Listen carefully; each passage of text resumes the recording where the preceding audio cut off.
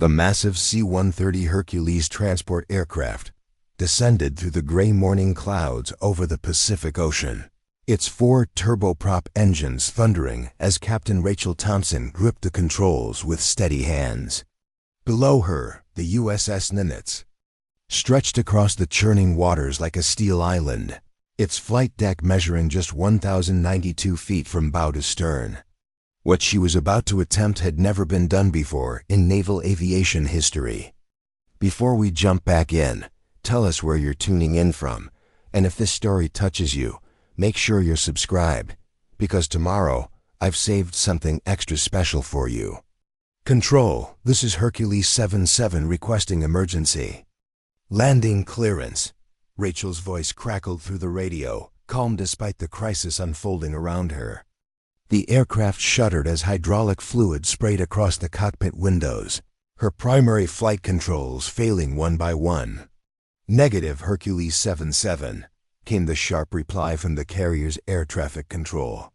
You are not cleared. For carrier landing. Divert to nearest airfield immediately. Rachel glanced at her fuel gauge, the needle hovering dangerously close to empty. Behind her in the cargo hold, 23 wounded Marines from a combat evacuation mission depended on her getting them to medical care within the next 8 minutes. The nearest airfield was 12 minutes away. Control, I'm declaring an emergency. Coming in hot. The control tower erupted in panicked voices as Rachel lined up her approach. What happened next would either make aviation history or end in catastrophe. But for those who had worked alongside Rachel Thompson for the past 3 years, what unfolded shouldn't have been surprising at all. The woman behind the controls had always been dismissed as ordinary, unremarkable, even slow.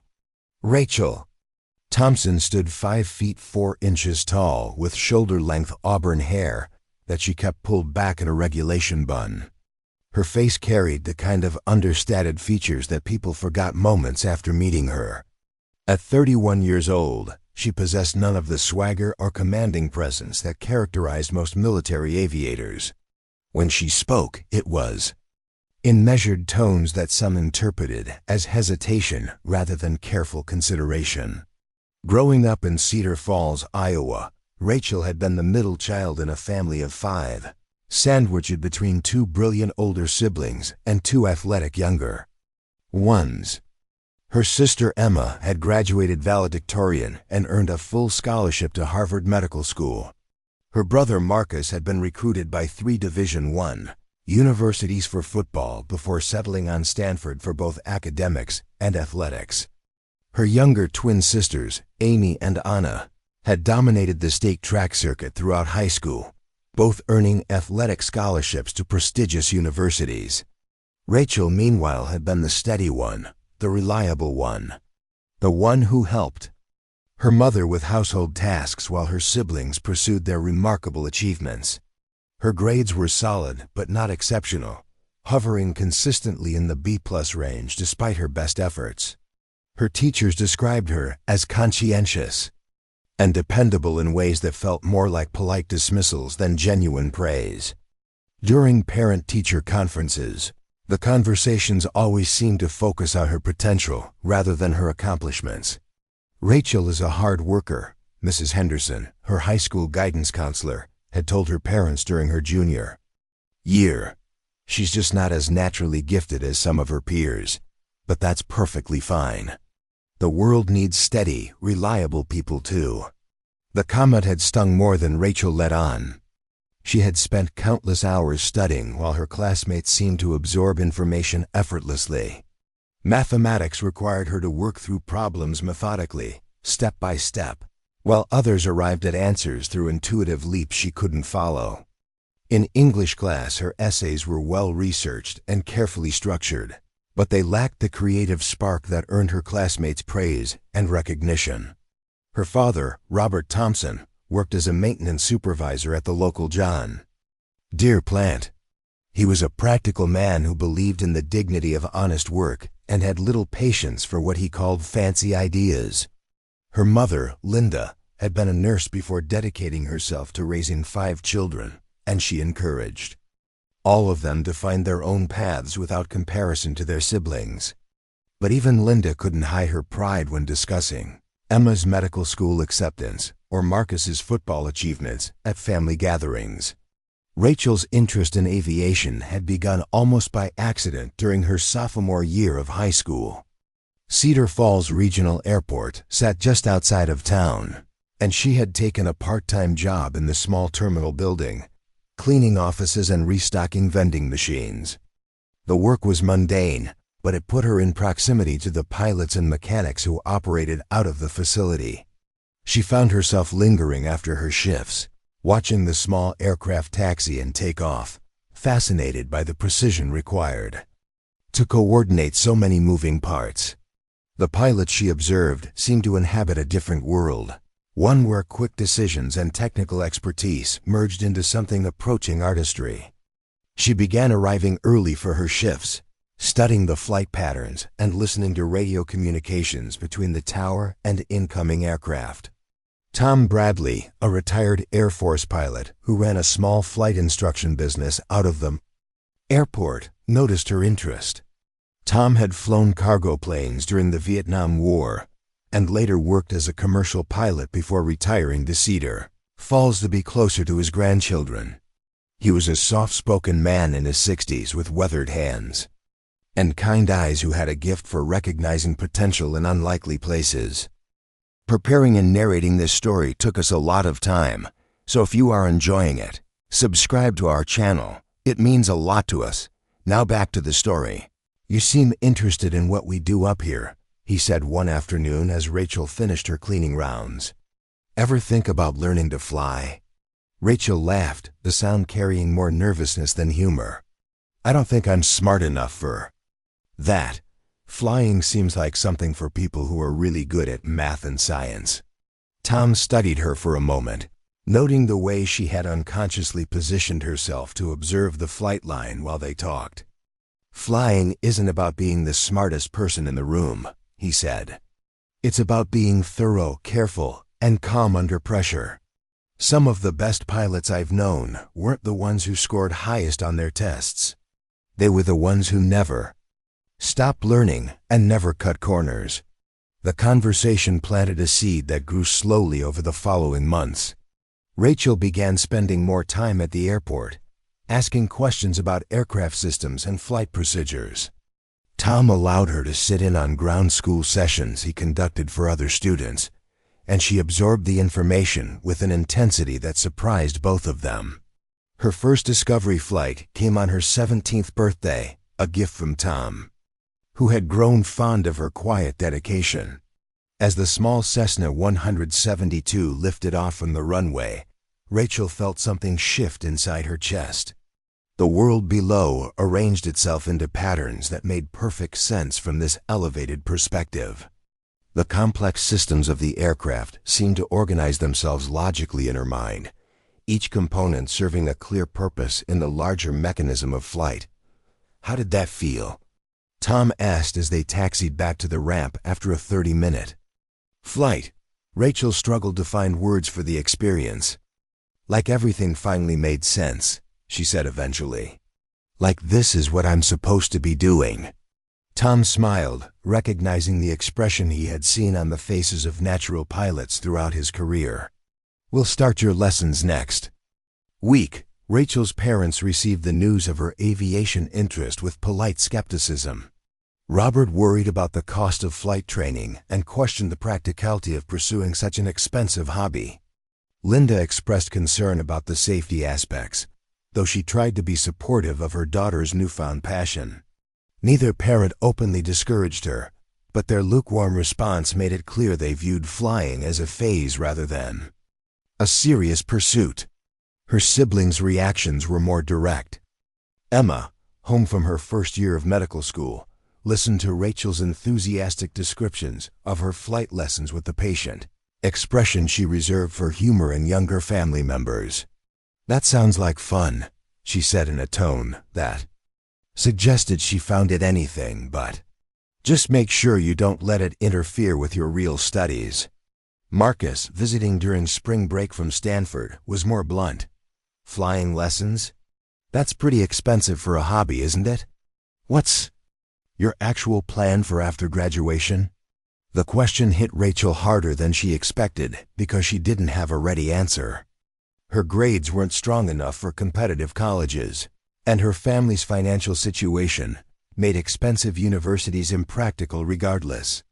She had vague ideas about community college or perhaps following her mother into nursing. Nothing that sparked genuine excitement. The flight lessons became her escape from these pressures and expectations. In the cockpit, her methodical approach to problem-solving became an asset rather than a limitation. She learned to execute pre-flight inspections with meticulous attention to detail, never rushing through the checklist even when more experienced students grew impatient with her thoroughness. Her radio communications were precise and professional, though some instructors noted that she took longer to respond than other students. "Rachel thinks before she speaks," Tom explained to another instructor who had commented on her deliberate communication style. "In aviation, that's a feature, not a bug." Her progress through flight training was steady but unremarkable. She required more hours than average to master certain maneuvers, particularly those that demanded quick reflexes and split-second decisions. Crosswind landings gave her trouble initially, and she needed additional instruction to feel comfortable with emergency procedures. But she never became flustered or overwhelmed, working through each challenge with patient determination. Other students in the flight program began to view Rachel as something of a plodder. While they progressed quickly through the curriculum, eager to move on to more advanced aircraft and ratings, Rachel took her time mastering each skill before advancing. Some made jokes about her methodical pace, nicknaming her Checklist Rachel, for her refusal to skip any item in the pre-flight procedures, no matter how routine the flight. "Should probably take twice as long as everyone else to get her license," commented Jake Morrison, a cocky 19-year-old whose father owned a construction company and was funding his son's path to becoming a commercial pilot.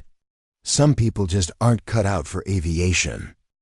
The comment reached Rachel through the small airport's gossip network, and it stung because it echoed her own insecurities. She had begun to wonder if her deliberate approach to flying indicated a lack of natural ability rather than prudent caution. When she mentioned her concerns to Tom, he shook his head firmly. "Natural ability gets you started," he said. "Discipline and judgment keep you alive. I've seen plenty of naturally gifted pilots make stupid mistakes," he got overconfident. "The tortoise and the hare, Rachel. Remember how that story ended." Tom's confidence in her abilities helped Rachel push through the moments of self-doubt, but she couldn't entirely escape the feeling that she was playing catch-up with more talented peers. This insecurity deepened when she began researching career paths in aviation and discovered the intense competition for positions with major airlines and military flying programs. The military option intrigued her most, partly because of the structured training environment and partly because of the opportunity to serve something larger than herself. She spent hours researching different branches and their aviation programs, eventually focusing on the Air Force and Navy. Both services offered pathways for college graduates to enter pilot training, though the selection process was notoriously competitive. During her senior year of high school, Rachel made the decision to pursue a degree in aeronautical engineering at Iowa State University. The program would provide a strong technical foundation for a career in aviation while keeping her options open for military service after graduation. Her parents were relieved that she had chosen a practical major at an affordable in-state university, though they remained skeptical about her flying ambitions. "Engineering is a good, stable field," her father said when she announced her decision. "You can always keep flying as a hobby." Rachel didn't argue, but privately she knew that aviation was far more than a hobby for her. It had become the organizing principle around which she planned to build her life. Everything else was secondary to the goal of becoming a professional pilot. Her freshman year at Iowa State proved challenging in ways she hadn't anticipated. The engineering curriculum was demanding, requiring advanced mathematics and physics that pushed her academic abilities to their limits. She found herself spending significantly more time studying than her classmates, working through problem sets with methodical persistence, while others seemed to grasp concepts intuitively. Professor Jennifer Martinez, who taught her introductory aerodynamics course, noticed Rachel's struggles early in the semester. During office hours, she watched Rachel work through calculations with careful precision, never making careless errors but requiring more time than typical students to reach solutions. "You're getting the right answers," Professor Martinez observed after Rachel had spent 40 minutes on a problem that most students completed in 20. "But you're taking the long way around. Are you having trouble with the conceptual framework?" Rachel flushed with embarrassment. "I understand the concepts," she said defensively. "I just need to work through all the steps to make sure I'm not making mistakes." Professor Martinez studied her for a moment. "There's nothing wrong with being thorough," she said finally. "But in engineering, you'll need to develop more efficiency. The problems get more complex as you advance." The feedback reinforced Rachel's growing sense that she was intellectually outmatched by her peers.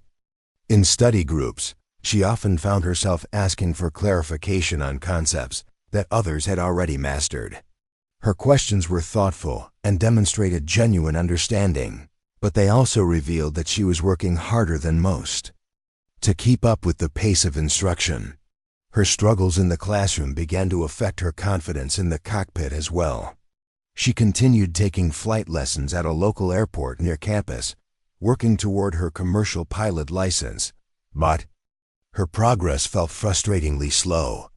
The combination of academic pressure and flying expenses created financial stress that her parents noticed during their monthly phone calls.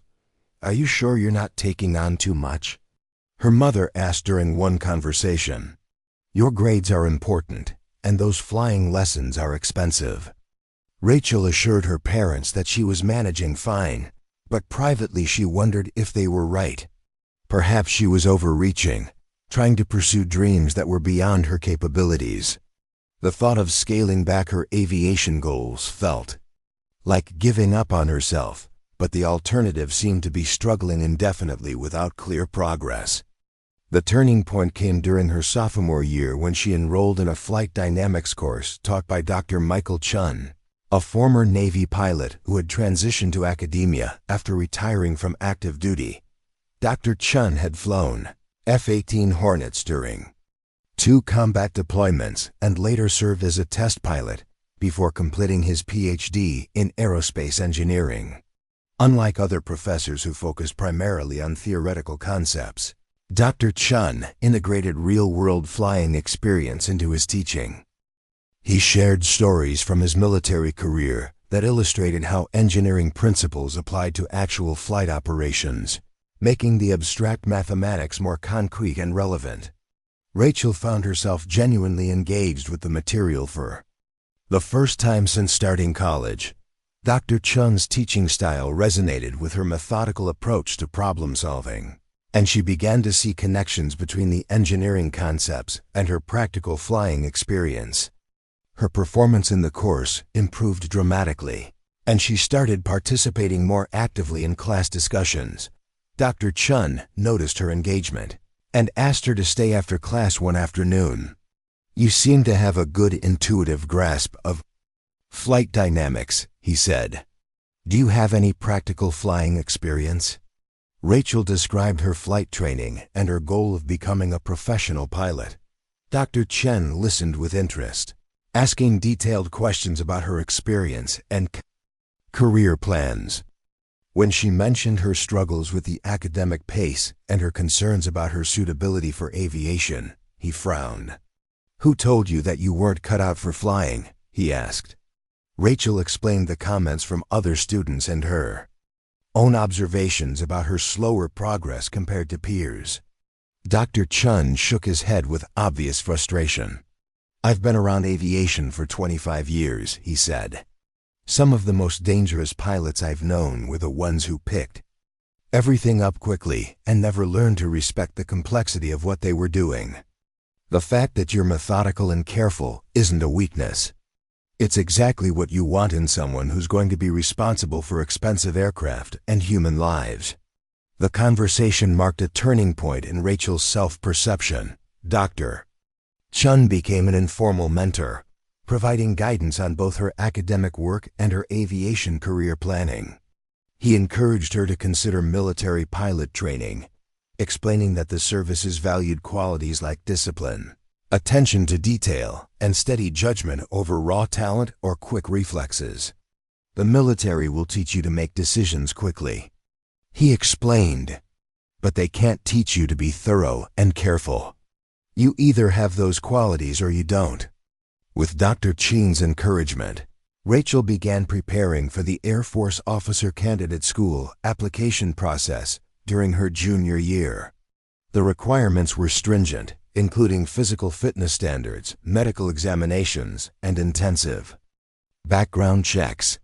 The academic requirements were competitive, but not impossible for someone with her steady B+ average. The physical fitness standards proved more challenging than the academic ones. Rachel had never been particularly athletic, and the Air Force fitness test required performance levels that pushed her physical capabilities. She began a training regimen that consumed most of her free time, running in the early morning before classes and spending evenings in the campus fitness center. Her roommate, Jennifer Walsh, watched Rachel's intensive preparation with a mixture of admiration and concern. "You're pushing yourself pretty hard," she observed one evening as Rachel returned from a particularly grueling workout session. "Are you sure this is what you want to do?" The question gave Rachel pause because it echoed her own occasional doubts. The application process was demanding, and there was no guarantee of acceptance even if she met all the requirements. Military pilot training was notoriously difficult, with high washout rates and intense competition. Was she setting herself up for disappointment by pursuing something that might be beyond her capabilities? But when she considered the alternative, settling for a conventional engineering career and keeping flying as a hobby, she felt a profound sense of loss. Aviation wasn't just something she enjoyed. It was the only field where she felt truly capable and confident. The methodical qualities that made her feel slow and inadequate in other contexts became assets in the cockpit. Dr. Chun helped her work through these doubts during their regular meetings. He had observed similar struggles in other students who possessed the right qualities for aviation but lacked confidence in their abilities. In Rachel's case, he saw someone who had been conditioned to view her strengths as weaknesses. The aviation industry is full of people who can fly well when everything goes according to plan, he explained. What sets great pilots apart is how they handle situations when things go wrong. That requires the kind of systematic thinking and careful judgment that you've demonstrated consistently. With his guidance, Rachel completed her Air Force application during the spring of her junior year. The process included written essays, recommendation letters, and an interview with the selection board. Dr. Chen provided one of her strongest recommendations, describing her as exactly the kind of officer the Air Force needs, someone who combines technical competence with mature judgment and unshakable integrity. The waiting period after submitting her application was agonizing. Rachel continued her coursework and flight training while trying not to obsess over the selection process. She had applied to several other aviation programs as backup options, but the Air Force remained her first choice because of the quality of training and the variety of aircraft she might eventually fly. The acceptance letter arrived on a Tuesday afternoon in April, delivered to her dormitory mailbox along with routine correspondence and promotional materials. Rachel's hands trembled as she opened the envelope, hardly daring to hope for good news. The letter was brief and formal, but the key phrase jumped out at her immediately. "You have been selected for Air Force Officer Candidate School." Read the letter 3 times before the reality sank in. She had been accepted into one of the most competitive programs in military aviation. After years of feeling like she was falling behind more talented peers, She had earned a spot in the elite training program that would challenge her abilities in ways she could barely imagine. Her parents' reaction to the news was a mixture of pride and apprehension. They were impressed by her achievement, but worried about the implications of military service, particularly the possibility of combat deployment. Her siblings responded with surprise and congratulations, though Rachel detected a note of skepticism in some of their comments. "Military pilot training is supposed to be incredibly difficult," Emma said during a family dinner celebrating Rachel's acceptance. "Are you sure you're ready for that kind of intensity?" The question stung because it echoed Rachel's own concerns, but she had learned to trust Dr. Chun's assessment of her capabilities. "I've been preparing for this for 2 years," she replied. "I know it won't be easy, but I'm ready to find out what I can do." Dr. Chun's reaction was unqualified enthusiasm. "This is exactly where you belong," he told her when she shared the news. "The Air Force is getting someone who will represent the service with distinction." Rachel's final year of college passed quickly as she prepared for the transition to military life. She continued her flight training, earning her commercial pilot license and instrument rating while maintaining her academic performance. The approaching deadline for reporting to officer candidate school created a sense of urgency that helped her focus on essential preparations.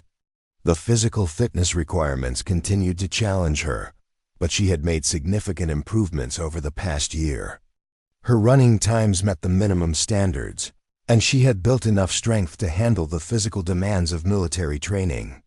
More importantly, she had developed the mental toughness required to push through discomfort and fatigue. Her flight instructor, Captain Sarah Rodriguez, a former Air Force pilot who had transitioned to civilian teaching, provided valuable insight into what Rachel could expect from military aviation training. Captain Rodriguez had gone through pilot training 15 years earlier and understood both the challenges and opportunities that lay ahead. "The most important thing to remember is that they wouldn't have selected you if they didn't think you could succeed," she told Rachel during one of their final lessons together. "Trust your training, stay focused, and don't let anyone convince you that you don't belong there." The advice proved prophetic as Rachel prepared to leave Iowa for officer candidate school at Maxwell Air Force Base in Alabama. She had spent 4 years developing the technical knowledge and practical skills necessary for military aviation, but she was about to discover that her real education was just beginning. The journey from Cedar Falls to Maxwell took her through familiar territory, the rolling farmland of Iowa and Illinois, the industrial cities of the Midwest, and finally into the humid heat of the Deep South. As her plane descended toward Montgomery, Rachel felt a mixture of excitement and nervousness that reminded her of her first solo flight years earlier. She was no longer the uncertain teenager who had stumbled into aviation by accident. 4 years of engineering education had given her a solid technical foundation, and hundreds of hours of flight time had developed her practical skills. But she was still the methodical, careful person who had been dismissed as slow by teachers and peers throughout her academic career. The question that had haunted her for years remained unanswered.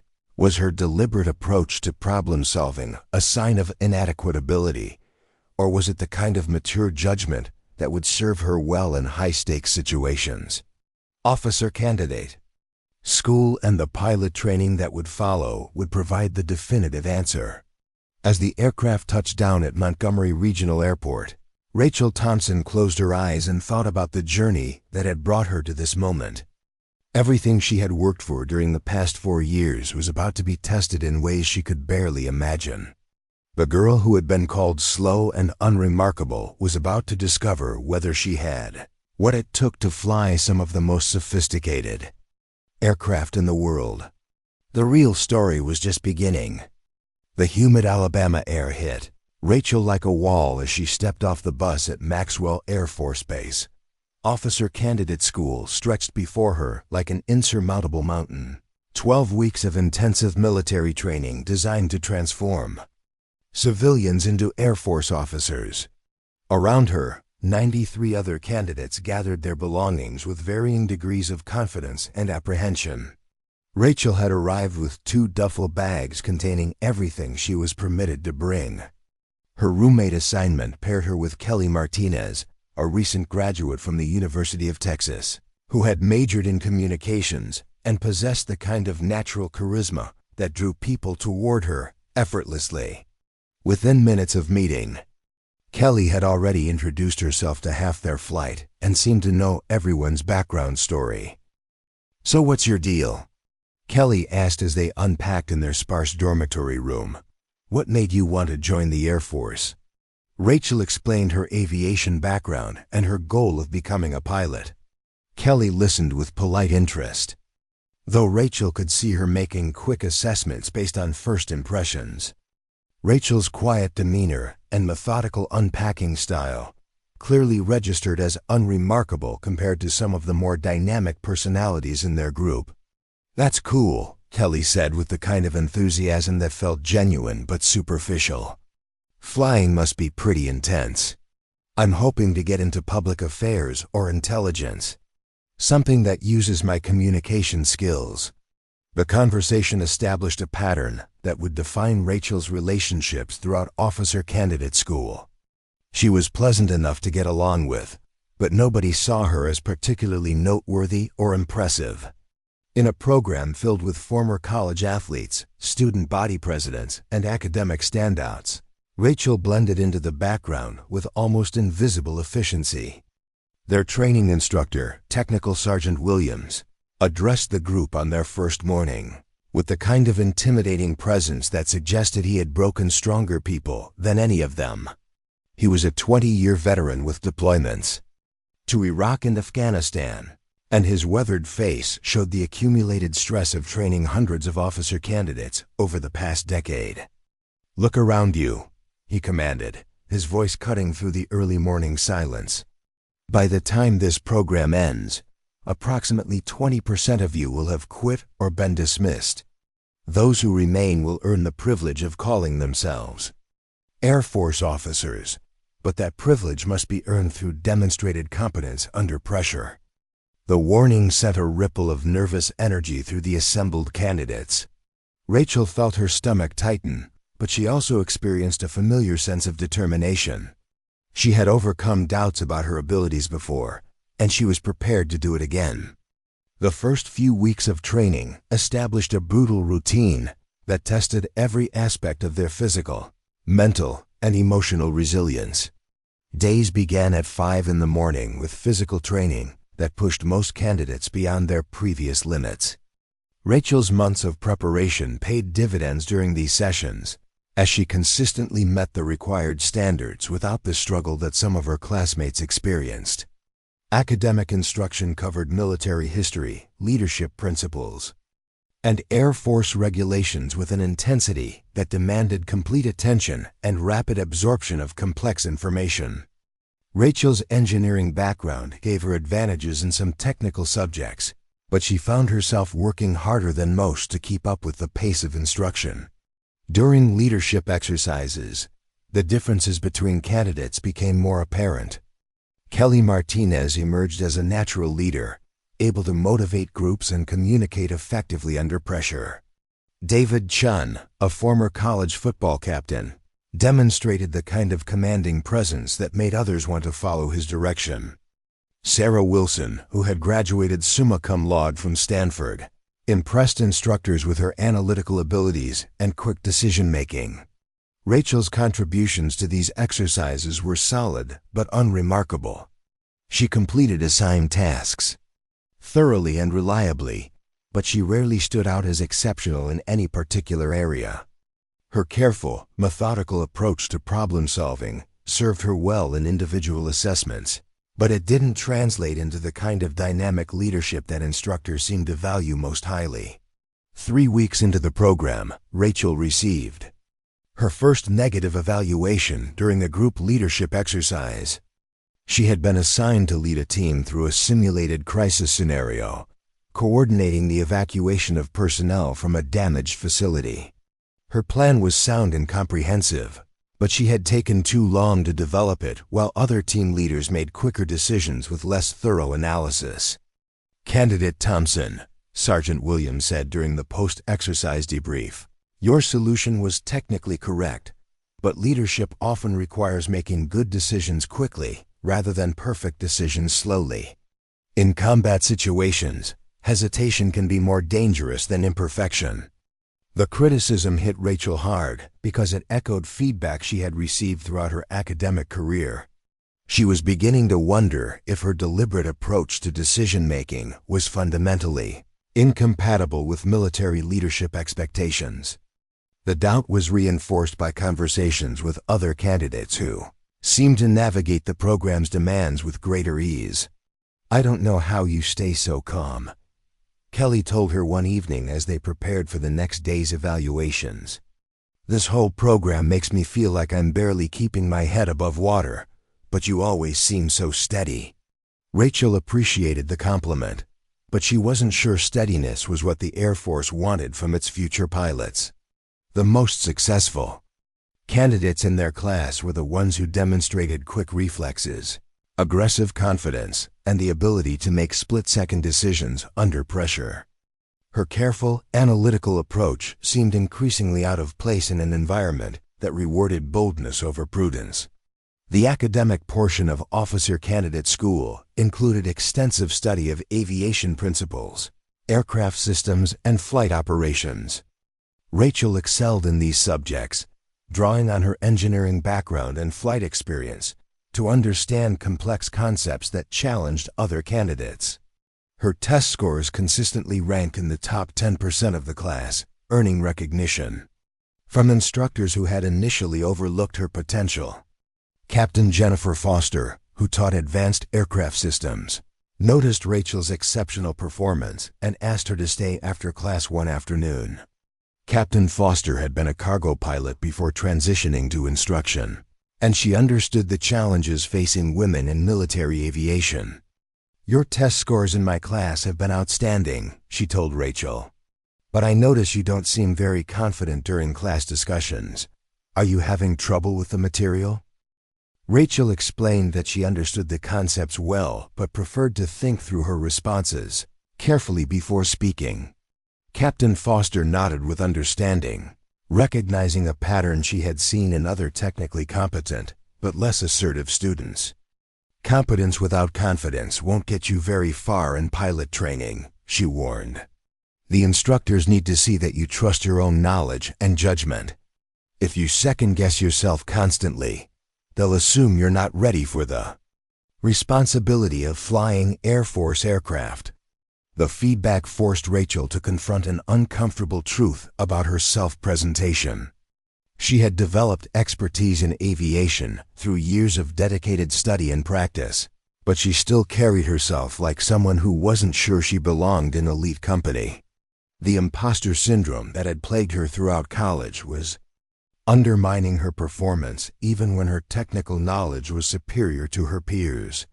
Physical training continued to challenge the entire class, but Rachel had made significant improvements since arriving at Maxwell. Her running times had dropped consistently, and she had built enough strength to excel in the more demanding exercises. More importantly, she had learned to push through discomfort and fatigue without losing focus or determination. During a particularly grueling obstacle course exercise, Rachel found herself paired with Michael Rodriguez, a former college wrestler who had initially dismissed her as too small and weak to be an effective partner. The course required teams to navigate a series of physical challenges while carrying heavy equipment and solving tactical problems under time pressure. Rachel's methodical approach to each obstacle initially frustrated Michael, who preferred to attack challenges with aggressive energy. But as the exercise progressed, her careful planning and steady execution began to pay dividends. While other teams made mistakes that cost them time, Rachel and Michael completed each task efficiently without having to repeat any sections. "You know what you're doing," Michael admitted as they finished the course with one of the fastest times in the class. "I thought you were going to slow us down, but you actually helped us avoid the mistakes everyone else was making." The compliment meant more to Rachel than Michael probably realized. She was beginning to understand that her deliberate approach to problem-solving wasn't necessarily a weakness, even in high-pressure military situations. The key was learning when to be methodical and when to trust her instincts to make quicker decisions. The turning point in Rachel's officer candidate school experience came during the 7th week, when candidates were required to complete a comprehensive leadership evaluation. Each person would be assigned to lead the entire flight through a complex training exercise that tested their ability to coordinate multiple moving parts under extreme pressure. Rachel's assignment involved planning and executing a simulated combat support mission. She would need to coordinate air and ground elements, manage logistics, and adapt to changing tactical situations while maintaining clear communication with higher headquarters. The exercise was designed to simulate the kind of complex operational environment that Air Force officers might encounter in real-world deployments. Most candidates approached the exercise with aggressive confidence, making quick decisions and projecting authority even when they weren't entirely sure of their plans. Rachel spent significantly more time in the planning phase, carefully analyzing all available information and developing contingency plans for various scenarios that might develop during the exercise. Her classmates grew impatient with her deliberate preparation process. "We need to get moving," urged David Chen, who had completed his own leadership exercise the previous week with decisive action and minimal planning. "You're overthinking this." Rachel understood their frustration, but she also remembered Captain Foster's advice about trusting her own judgment. She had learned through years of flight training that thorough preparation was the foundation of successful execution, especially in complex situations where multiple variables could change rapidly. When the exercise began, Rachel's careful planning immediately proved its value. She had anticipated several contingencies that other leaders had missed, and her comprehensive briefing ensured that every team member understood their role and responsibilities. As the scenario evolved and presented unexpected challenges, she adapted smoothly because she had already considered similar possibilities during her planning phase. The exercise culminated in a crisis situation where the simulated enemy had captured friendly personnel, requiring an immediate rescue operation with limited resources and time constraints. Other candidates had struggled with this scenario because it demanded both quick decision-making and careful coordination of multiple elements. Rachel's response impressed everyone, including the evaluating instructors. She quickly assessed the available options, selected a course of action that maximized their chances of success while minimizing risks to friendly forces, and communicated clear, decisive orders to her team. Her execution was flawless, demonstrating both the technical competence and leadership presence that the Air Force sought in its officers. Sergeant Williams approached her immediately after the exercise concluded. "Outstanding work, Candidate Thompson," he said with genuine admiration. "That was exactly the kind of leadership we want to see from future Air Force officers. You demonstrated that thorough planning and calm decision-making can be just as effective as aggressive action when applied appropriately." The success transformed Rachel's standing within the class and her own self-perception. Her classmates began seeking her advice on technical subjects and tactical problems, recognizing that her careful analytical approach often identified solutions that others missed. More importantly, she started to trust her own capabilities and judgment in ways that had eluded her throughout her academic career. Kelly Martinez, who had initially viewed Rachel as pleasant but unremarkable, became one of her strongest supporters. "I don't know why it took me so long to see it," she told Rachel one evening, "but you're probably the most competent person in our entire class. You just don't feel the need to announce it to everyone." The observation highlighted an important distinction that Rachel was beginning to understand. Competence and confidence were related but separate qualities, and military leadership required both. She had spent years developing expertise while neglecting to cultivate the self-assurance necessary to demonstrate that expertise effectively. Captain Foster continued to mentor Rachel through the remaining weeks of officer candidate school, helping her develop the presence and communication skills that would serve her well in pilot training. "Your technical knowledge is exceptional," she explained during one of their meetings, "but you need to project confidence in that knowledge. Pilots have to make life and death decisions quickly, and everyone around them needs to trust that they know what they're doing."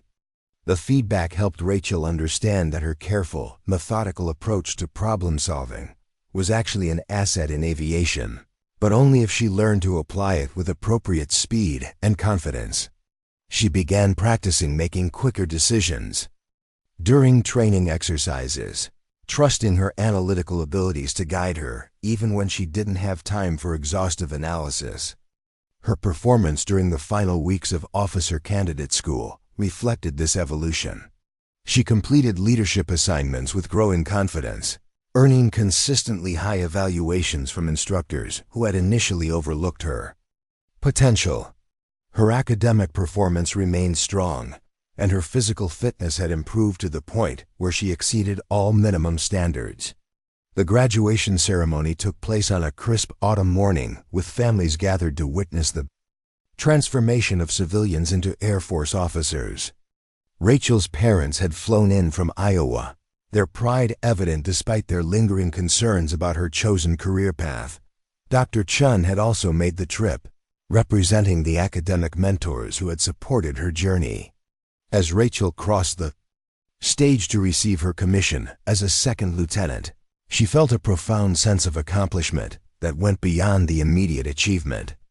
She had proven to herself and others that her deliberate, careful approach to challenges could succeed in demanding environments that seemed designed to favor more aggressive personalities. But officer candidate school was only the beginning. Pilot training would present challenges that made the past 12 weeks seem mild by comparison. The washout rate for pilot training was significantly higher than officer candidate school, and the technical demands were far more complex than anything she had encountered previously. Rachel's assignment to specialized undergraduate pilot training at Shepherd Air Force Base in Texas would begin in 6 weeks, giving her time to visit family and prepare for the next phase of her military career. She would be entering a program where her aviation background would finally be directly relevant, but also where the competition would be more intense than anything she had experienced.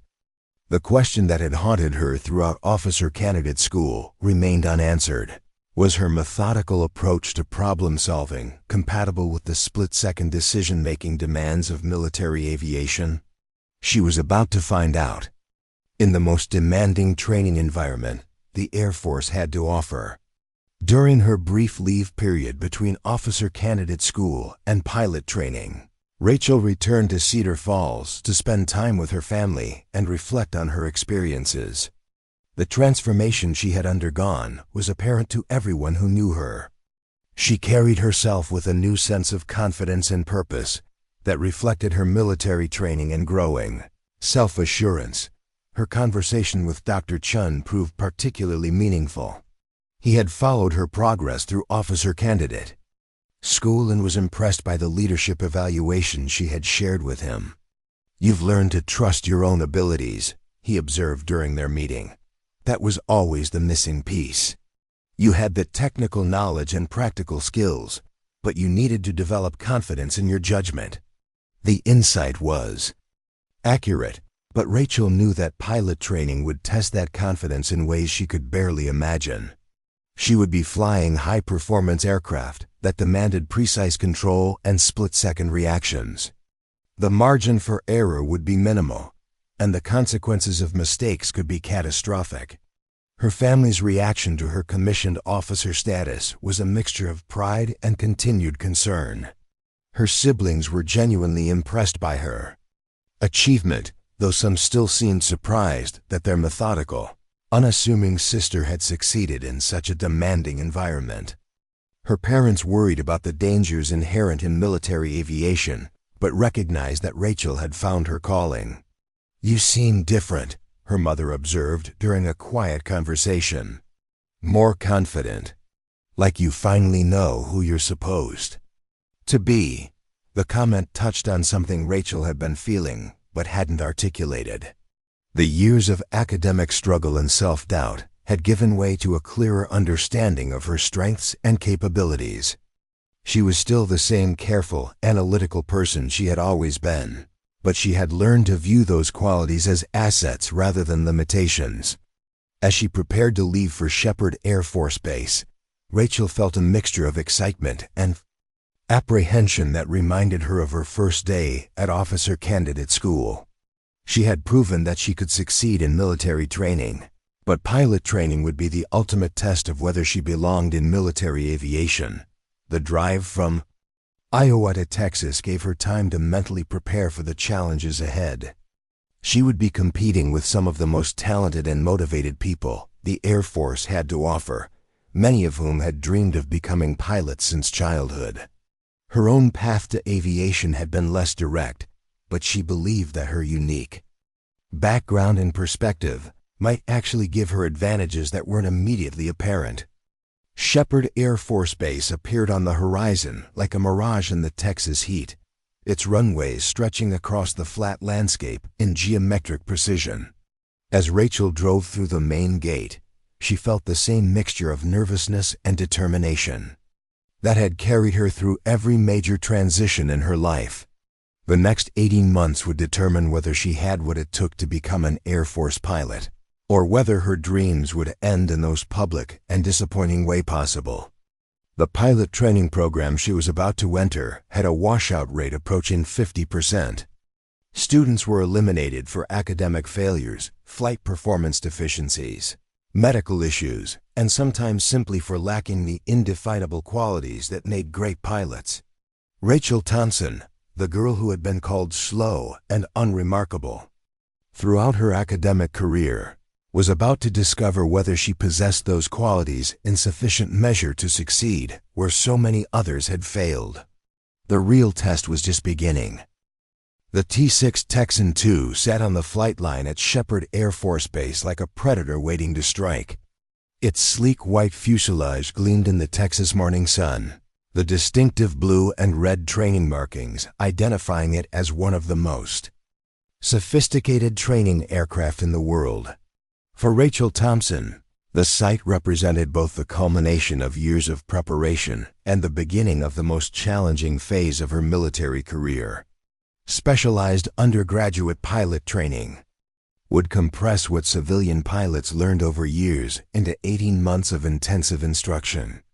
The program was designed to identify and develop the exceptional individuals who would fly the Air Force's most advanced aircraft, from cargo transports to supersonic fighters.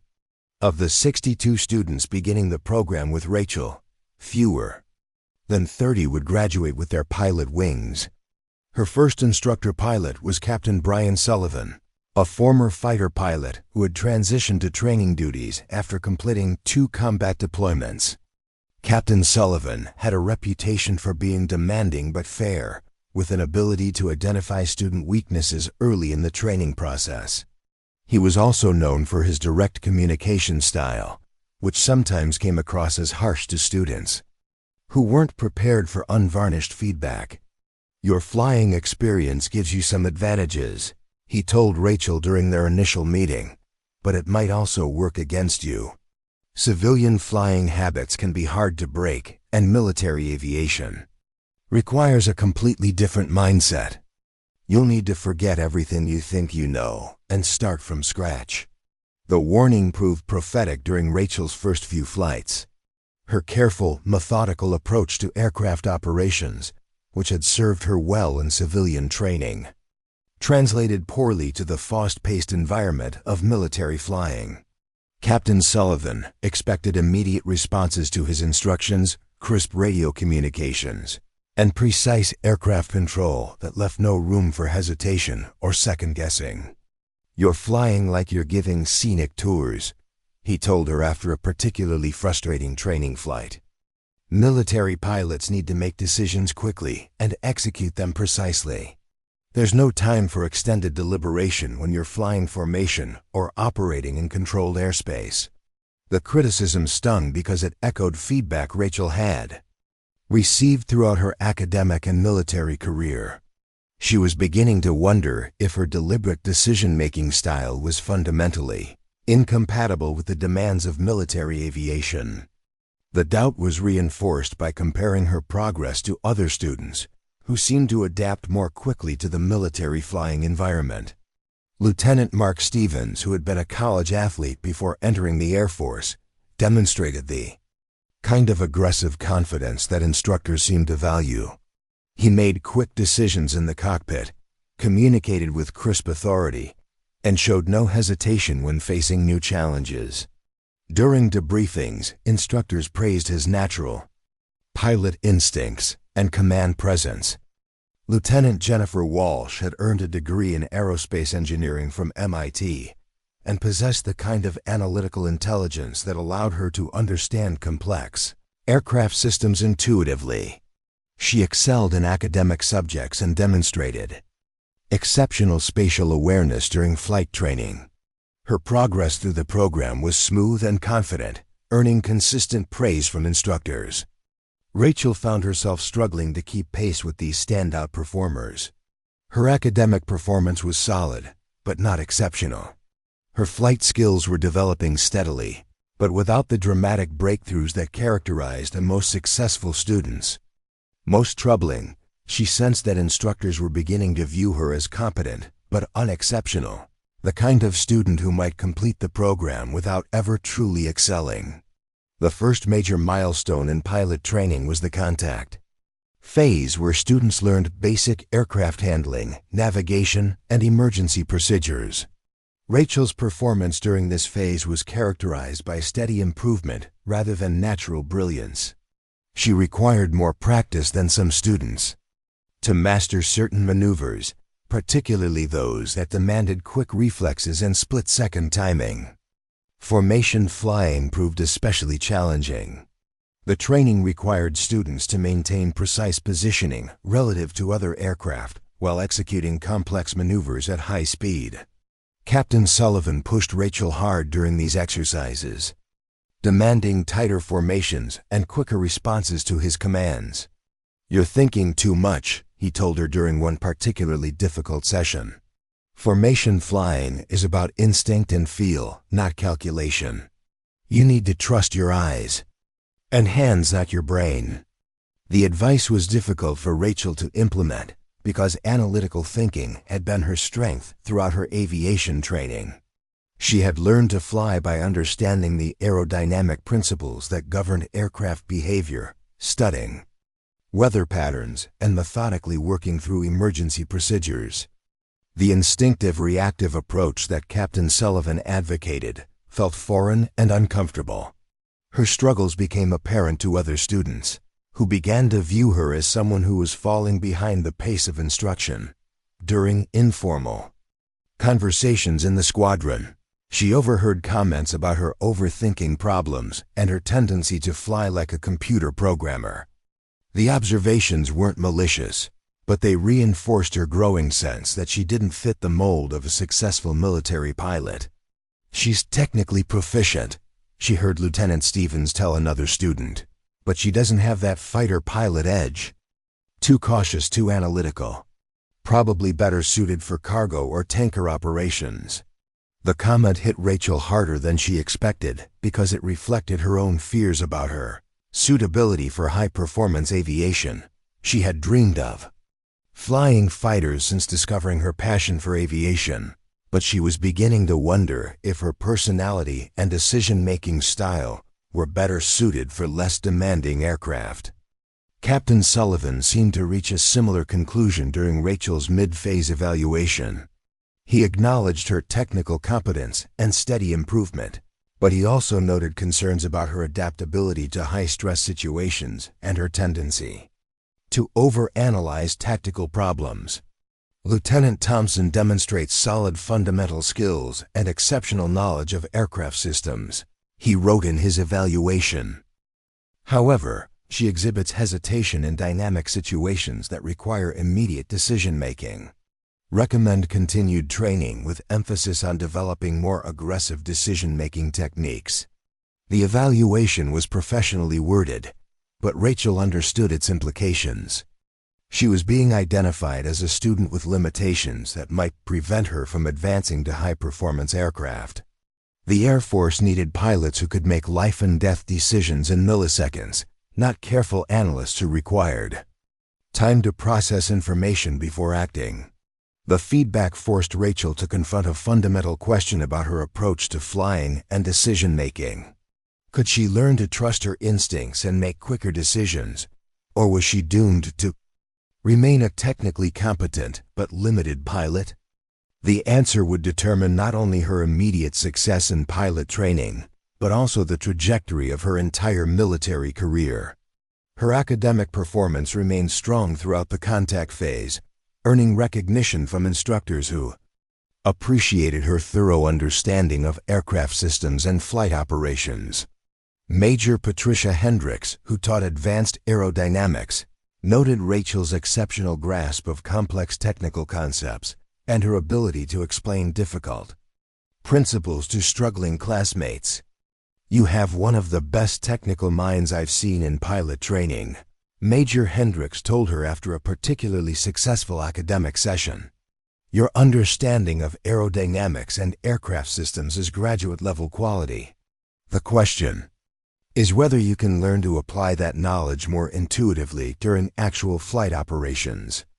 The distinction between academic knowledge and practical application became increasingly important as the program progressed into more advanced phases. Students who excelled in classroom instruction sometimes struggled with the real-time demands of flying, while others who performed moderately in academics demonstrated exceptional abilities in the cockpit. Rachel's challenge was learning to bridge that gap between theoretical understanding and practical execution.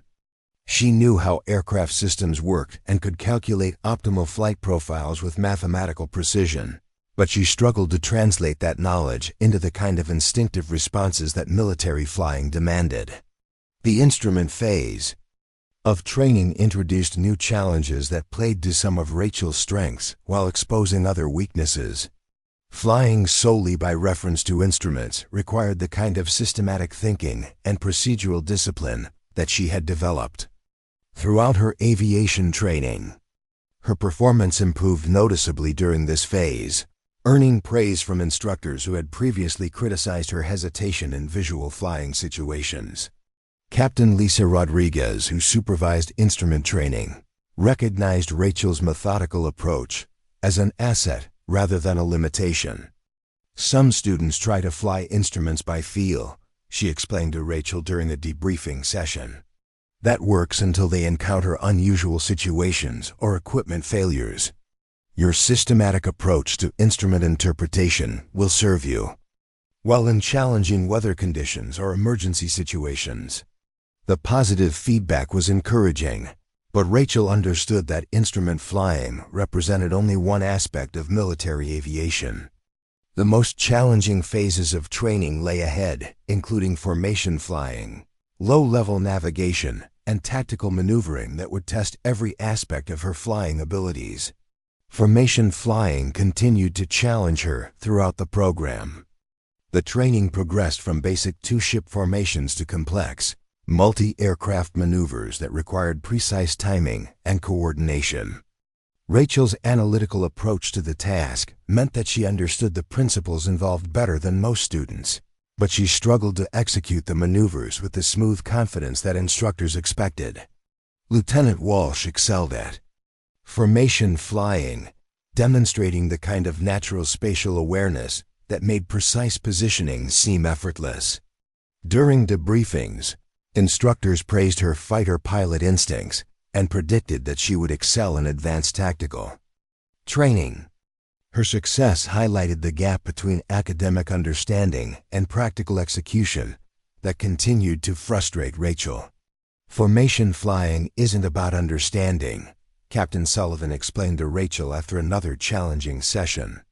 "It's about developing the muscle memory and visual references that allow you to maintain position without conscious thought. You're still thinking your way through every correction instead of letting your hands and eyes do the work. The feedback was consistent with what Rachel had heard throughout her training, but she was beginning to understand that her analytical approach might not be entirely wrong, just differently applied. She started studying video recordings of her formation flights, analyzing her positioning errors, and developing systematic techniques for improving her performance. The breakthrough came during a particularly challenging formation exercise that required students to maintain close formation while flying through simulated instrument conditions. Most students struggled with the reduced visual references and increased workload, but Rachel's systematic approach to instrument interpretation allowed her to maintain better situational awareness than her classmates. "Outstanding work, Thompson," Captain Sullivan said after the flight. "That's exactly the kind of systematic thinking that will make you a valuable pilot.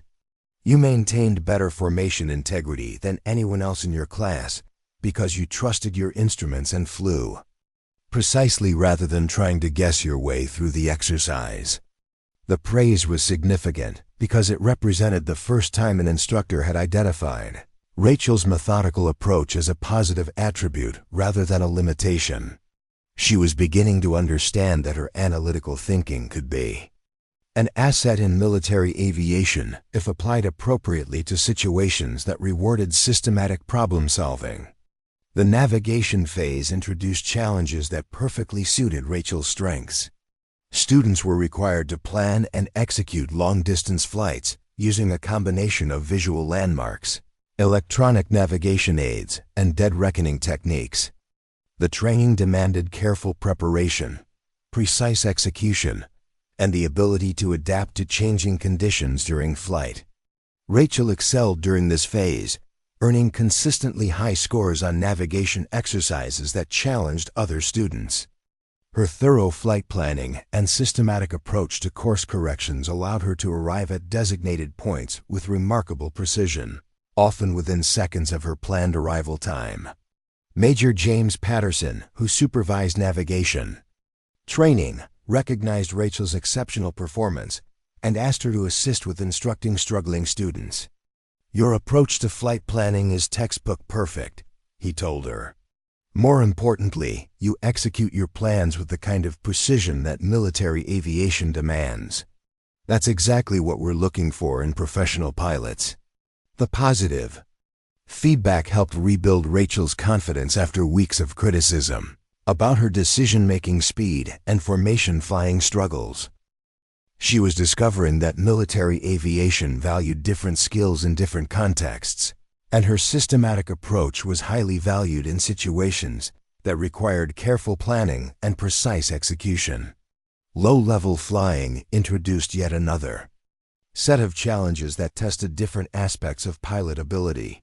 Students flew at altitudes of 500 feet or below, navigating by visual reference to terrain features while maintaining high speeds and avoiding obstacles. The training required quick reflexes, excellent spatial awareness, and the ability to process visual information rapidly. Rachel's initial performance in low-level flying was tentative and cautious, reflecting her tendency to analyze situations carefully before committing to actions.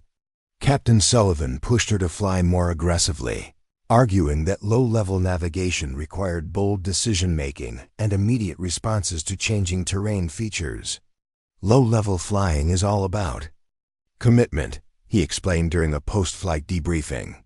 "You see a gap between hills, you commit to flying through it. You spot a landmark, you immediately adjust your course.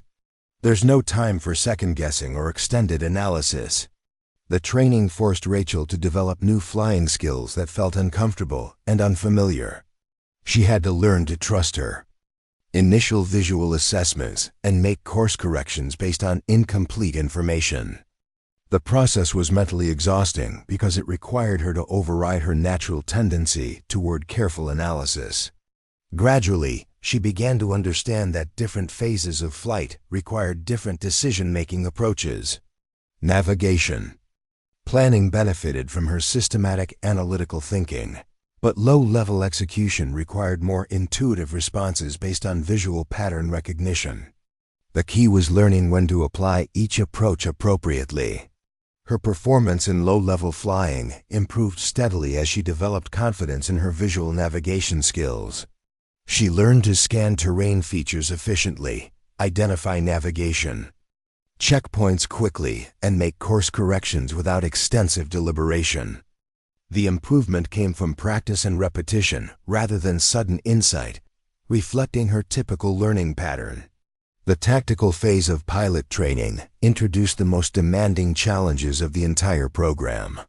Students learned basic combat maneuvering, threat recognition, and tactical formation flying that simulated real-world military operations.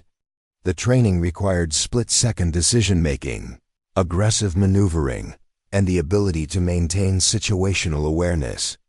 In rapidly changing tactical environments, Rachel approached tactical training with the same systematic methodology that had characterized her entire aviation career. She studied tactical manuals extensively, analyzed combat scenarios methodically, and developed comprehensive plans for every training mission. Her academic performance in tactical subjects was exceptional, demonstrating thorough understanding of combat principles and threat assessment techniques. However, the transition from academic knowledge to tactical execution proved challenging. Combat maneuvering required the kind of aggressive, instinctive flying that had eluded her throughout the program. Captain Sullivan pushed her to fly more boldly, make quicker tactical decisions, and trust her instincts in dynamic combat scenarios. Combat flying is about controlled aggression, he explained after a particularly difficult training mission. You need to push the aircraft to its limits while maintaining enough awareness to avoid making fatal mistakes. Your careful approach works well for planning, but tactical execution requires a different mindset. The feedback highlighted the central tension that had defined Rachel's entire pilot training experience. Her systematic, analytical approach served her well in many aspects of military aviation, but it seemed incompatible with the aggressive, instinctive flying that tactical operations demanded. Other students in her class were demonstrating exactly the kind of tactical aptitude that instructors valued most highly. Lieutenant Stevens flew with natural aggression and confidence, making bold tactical decisions that impressed evaluators. Lieutenant Walsh combined analytical intelligence with intuitive tactical awareness, earning praise for her ability to adapt quickly to changing combat scenarios. Rachel found herself falling further behind these standout performers during tactical training. Her mission planning was thorough and her technical execution was precise, but she lacked the aggressive edge that characterized successful tactical pilots. Instructors began to suggest that her talents might be better suited for transport or tanker operations rather than tactical aircraft. The suggestion felt like a professional death sentence to Rachel, who had dreamed of flying fighters. Since discovering her passion for aviation, transport and tanker operations were vital to Air Force missions, but they lacked the prestige and excitement that had originally attracted her to military flying. She was facing the possibility that her dreams might be fundamentally incompatible with her abilities. Major Sandra Williams, who supervised tactical training, called Rachel into her office for a frank discussion about her career prospects. Major Williams was a former A-10 pilot who had flown close air support missions during multiple combat deployments, and her combat experience gave her credibility when discussing tactical flying requirements. "You're technically one of the best students I've seen," she told Rachel honestly. "Your understanding of tactical principles is graduate level, and your mission planning is flawless. But tactical flying requires a level of aggressive decision-making that doesn't come naturally to you." The assessment was delivered kindly, but directly, forcing Rachel to confront the possibility that her pilot training experience might end in disappointment. She had proven that she could complete the program, but completion without advancement to desirable aircraft assignments felt like failure. "What kind of aircraft do you think would suit my abilities?" Rachel asked, dreading the answer but needing to understand her realistic options. Major Williams considered the question carefully before responding. Transport aircraft require exactly the kind of systematic thinking and precise execution that you demonstrate consistently. C-130 operations involve complex mission planning, precise navigation, and careful crew coordination. Those are areas where your methodical approach would be a significant asset. The suggestion was professionally reasonable, but it felt like consolation prize to Rachel. C-130 Hercules aircraft were workhorses of military aviation, capable of operating from short, rough airfields and carrying enormous loads of cargo or personnel. They played critical roles in military operations, but they lacked the speed and sophistication of fighter aircraft. As pilot training entered its final phase, Rachel faced a crucial decision about her future career path. She could accept assignment to transport aircraft, where her systematic approach would be valued and her chances of success were high. Alternatively, she could continue pursuing tactical aircraft assignments, knowing that her prospects were limited by her struggles with aggressive flying techniques. The decision was complicated by her growing understanding of her own strengths and limitations as a pilot. She had proven exceptional ability in navigation, mission planning, and aircraft systems management. Her instrument flying was precise and reliable, and her understanding of aviation principles was deeper than most of her classmates. However, she had also demonstrated clear limitations in aggressive maneuvering, formation flying, and split-second tactical decision-making. These weren't skills that could be easily developed through additional training. They seemed to require personality traits and reflexes that either existed naturally or didn't exist at all. Captain Sullivan, who had observed her progress throughout the entire program, offered his perspective during their final evaluation meeting.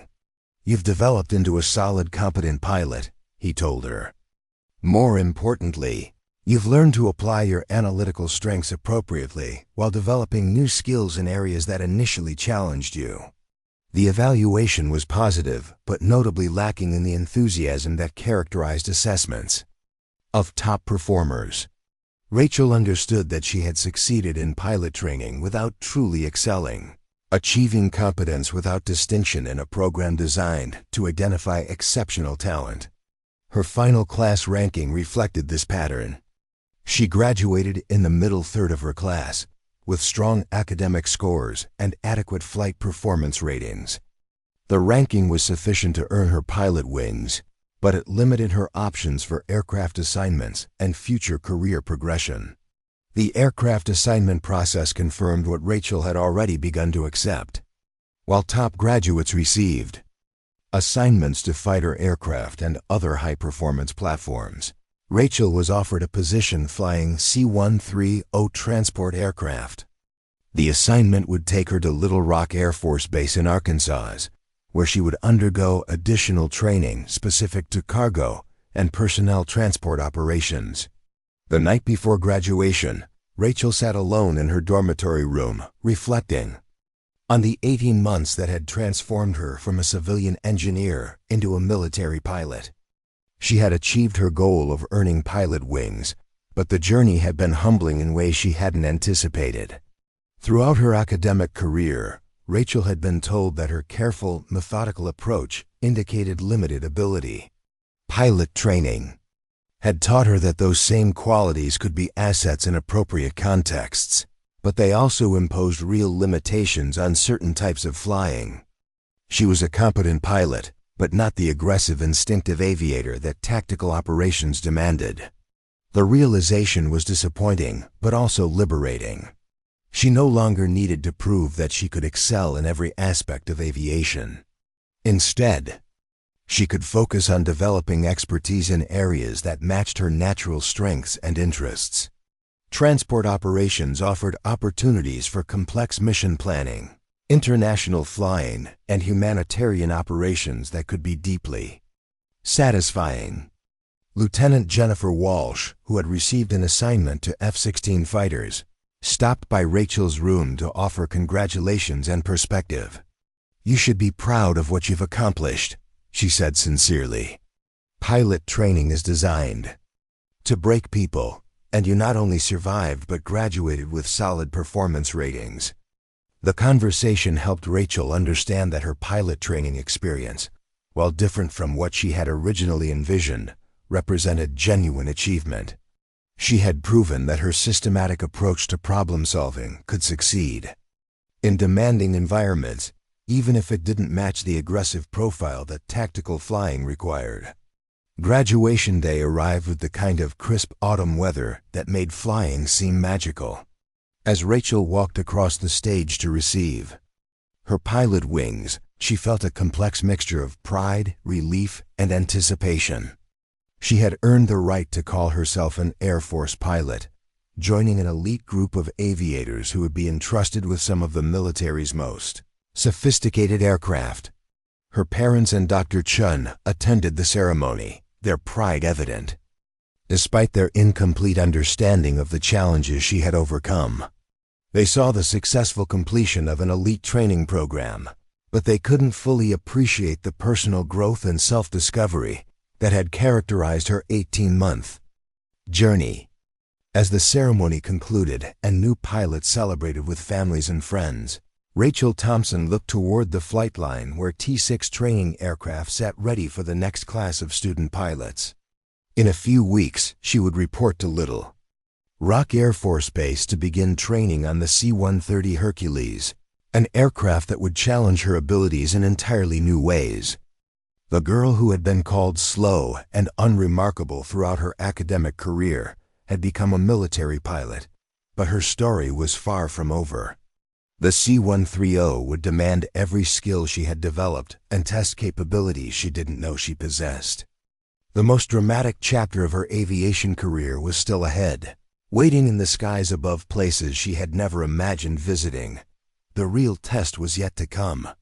Captain Rachel Thompson gripped the controls of the C-130 Hercules as warning. Lights illuminated the cockpit like an angry constellation.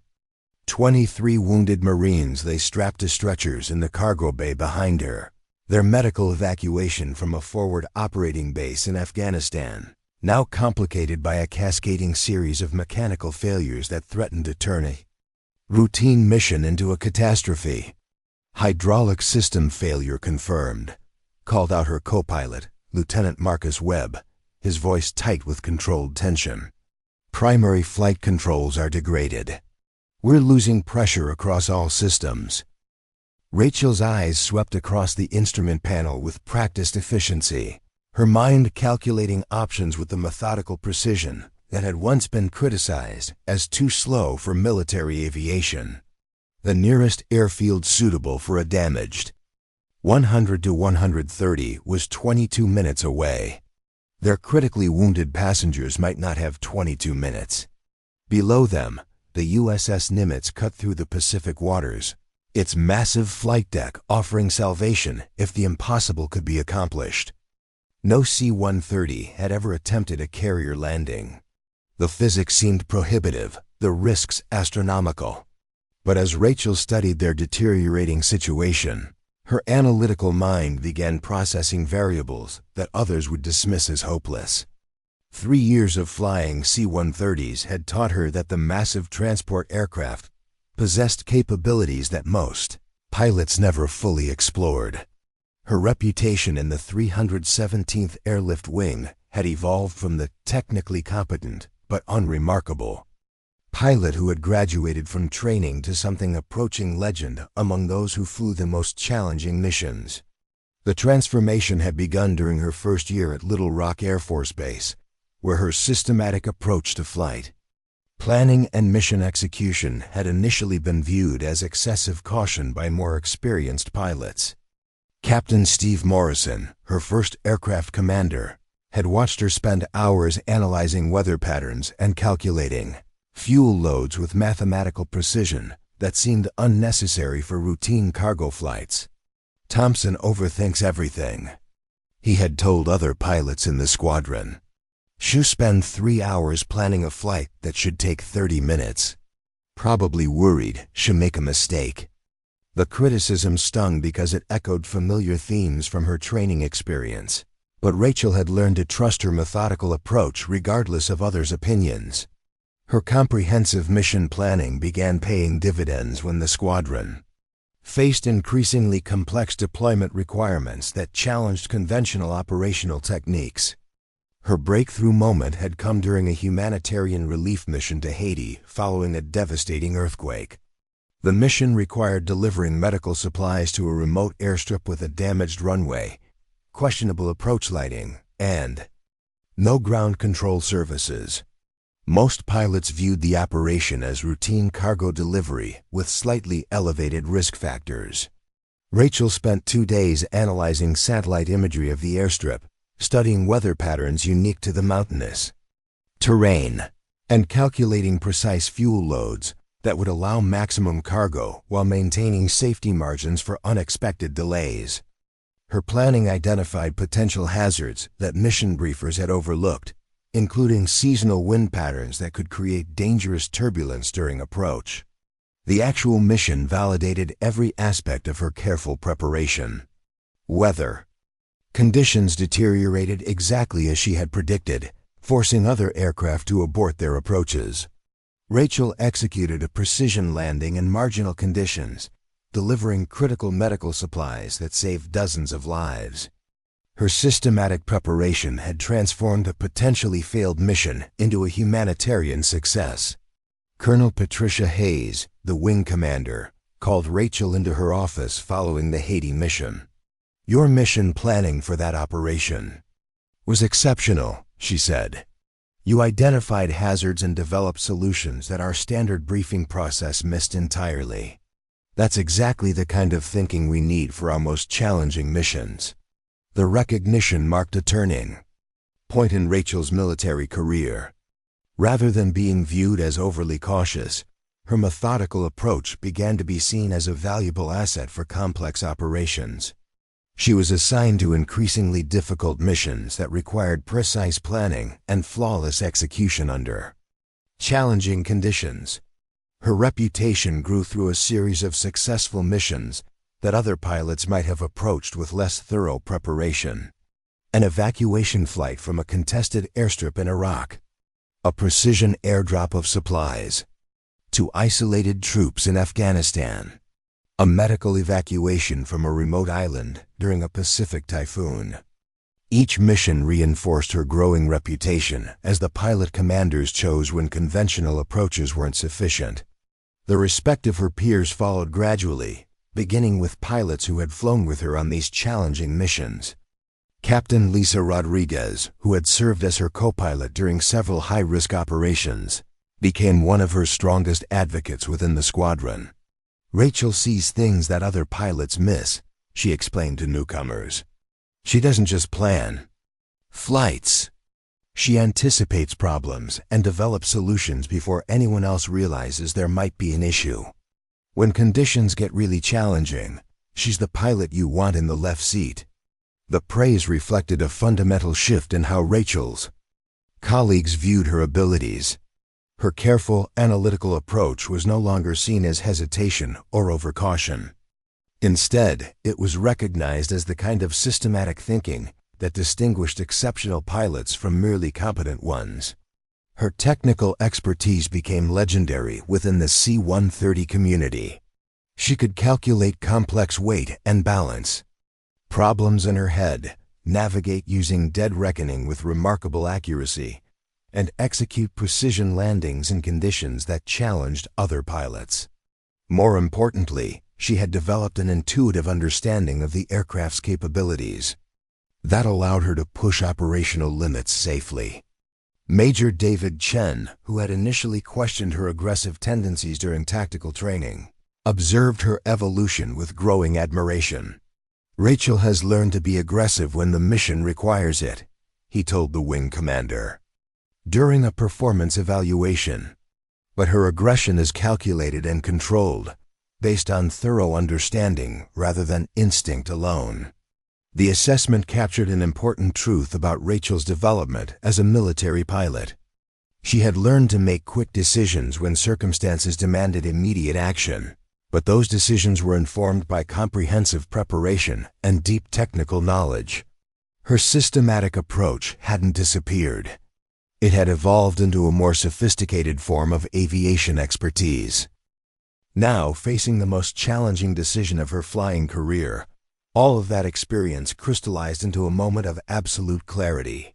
The wounded Marines behind her needed immediate medical attention. The USS Nimitz represented their only realistic chance of survival. The fact that no C-130 had ever landed on a carrier deck was simply another problem to be solved through careful analysis and precise execution. "Control, this is Hercules 77 declaring an emergency," Rachel transmitted, her voice calm despite the magnitude of what she was proposing. "Requesting immediate clearance for carrier approach." The response crackled through her headset. With barely controlled panic, "Negative, Hercules 77. You are not cleared for carrier operations. Divert to nearest suitable airfield immediately." Rachel glanced at her fuel gauge and calculated arrival time at alternative airfields. The mathematics were unforgiving. 3 of her passengers were in critical condition, requiring immediate surgical intervention that only the carrier's medical facilities could provide. Alternative airfields would mean certain death for men who had risked their lives serving their country. "Control, I'm coming in," she announced, beginning her descent toward the carrier without waiting for clearance. The USS Nimitz flight deck stretched 1,092 feet from bow to stern, massive by naval standards, but impossibly short for a C-130 Hercules. The aircraft typically required over 3,000 feet for landing under normal conditions. Rachel's damaged hydraulics and degraded flight controls made the challenge exponentially more difficult. But her analytical mind was already processing solutions that conventional thinking would dismiss as impossible. The C-130's reverse thrust capability could provide stopping power that most carrier aircraft lacked. Her precise understanding of the aircraft's aerodynamics suggested approach techniques that might allow an impossibly steep descent angle. Most importantly, her years of systematic preparation had developed skills in precise aircraft control that few pilots possessed. She established her approach with mathematical precision, calculating descent angles and airspeed with the same methodical accuracy that had characterized every aspect of her flying career. The carrier grew larger in her windscreen, its deck appearing impossibly narrow as she descended through 500 feet. "Hercules 77, wave off immediately," came the frantic transmission from the carrier's control tower. "You are not cleared for landing." Rachel ignored the instruction, her focus entirely concentrated on the precise control inputs required to thread her massive aircraft onto the tiny deck below. Years of careful preparation, systematic training, and methodical skill development converged into this single moment of ultimate aviation challenge. At 100 feet, she could see sailors on the deck pointing up at her aircraft in shock and amazement. At 50 feet, she pulled the throttles to idle and deployed maximum reverse thrust. At 20 feet, she executed the most precise landing of her career, touching down exactly on the carrier's centerline with perfect alignment. The C-130 thundered down the deck with its engines screaming in reverse, consuming every available foot of landing surface before coming to a stop just 30 feet short of the carrier's edge. For several heartbeats, the flight deck was absolutely silent except for the spinning down of turboprop engines. Then the deck erupted in activity as medical teams rushed to evacuate the wounded Marines. Rachel sat in the cockpit, her hands still, gripping the controls, hardly believing what she had just accomplished. The girl who had been called slow and unremarkable had just made aviation history. Admiral Robert Stevens, the carrier's commanding officer, appeared in the cockpit door within minutes of the landing. "Captain Thompson," he said, extending his hand in congratulation, "that was the most remarkable piece of flying I've witnessed in 30 years of naval aviation." The compliment was echoed by flight deck personnel, Air Force commanders, and eventually by aviation experts around the world as news of the unprecedented landing spread through military channels. Rachel Thompson had proven that systematic thinking, careful preparation, and precise execution could accomplish the impossible when applied with sufficient skill and determination. In the months that followed, Rachel's carrier landing became a case study in advanced aviation techniques taught at military flight schools and analyzed by aerospace engineers. She received commendations from the highest levels of military leadership and recognition from aviation organizations worldwide. But for Rachel, the most meaningful recognition came from the 23 Marines whose lives had been saved by her refusal to accept conventional limitations. Each had survived because one pilot had been willing to apply systematic thinking to an impossible problem and execute a solution with the precision that only years of methodical preparation could provide. The woman who had been dismissed as too slow for military aviation had proven that true expertise combined careful analysis with flawless execution. Her methodical approach hadn't limited her capabilities. It had developed them to a level that allowed the impossible to become achievable. Years later, when asked about the carrier landing during interviews and speaking engagements, Rachel would always return to the same fundamental truth. Exceptional performance wasn't about natural talent or aggressive instincts. It was about systematic preparation, continuous learning, and the willingness to apply methodical thinking to challenges that others considered impossible. The C-130 Hercules still sits in the Smithsonian's National Air and Space Museum, a testament to what can be accomplished when precision meets determination. But the real lesson of Rachel Thompson's story isn't about aviation at all. It's about the quiet strength that comes from refusing to let others define your limitations, and the extraordinary achievements that become possible when careful preparation meets the moment when it matters most. Up next, you've got two more standout stories right on your screen. If this one hit the mark, you won't want to pass these up. Just click and check them out.